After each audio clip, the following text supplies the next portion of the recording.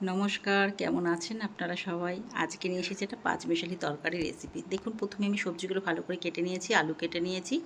আর কাঁঠালের বীজ দেবো বলে কাঁঠালের বীজটা সেদ্ধ করে নিয়েছি নুন দিয়ে। কড়াতে তেল বসিয়ে দিয়েছি, তেলের মধ্যে শুকনো লঙ্কা, পাঁচফোড়ন আর তেজপাতা দিয়ে আলুটাকে দিয়ে দিয়েছি। নুন হলুদ দিয়ে দিয়েছি। দেওয়ার পরে আলুটা ভালো করে নাড়াচাড়া করে ভাজা ভাজা হলে ওর মধ্যে একে একে সমস্ত সবজিগুলো অ্যাড করবো। এই যে আলুটা ভাজা হয়ে গেছে আমার।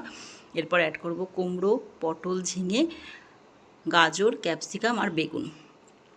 আর তার মধ্যে দিয়ে দেবো অল্প একটু নুন আর হলুদ। ব্যাস, ওগুলোকে আর কাঁচা লঙ্কা দেবো ঝালের জন্য।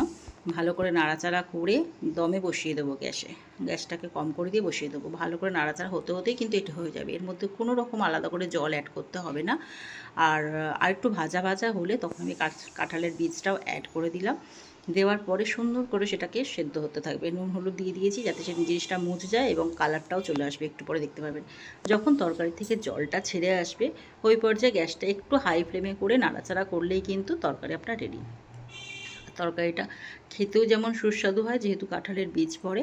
আর নিরামিষ তরকারি ভীষণ ভালো খেতে হয় গরম গরম ভাতের সাথে, এবং লুচি পরোটার সাথেও তরকারিটা কিন্তু ভীষণ ভালো খেতে হয়। যদি তরকারিটি আপনাদের রেসিপিটি পছন্দ হয় তাহলে অবশ্যই লাইক, কমেন্ট আর শেয়ার করে দেবেন।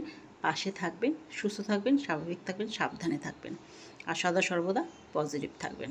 সকলে ভালো থাকবেন এই কামনাই করি। আজকের মতো এই পর্যন্তই। Tata, bye bye.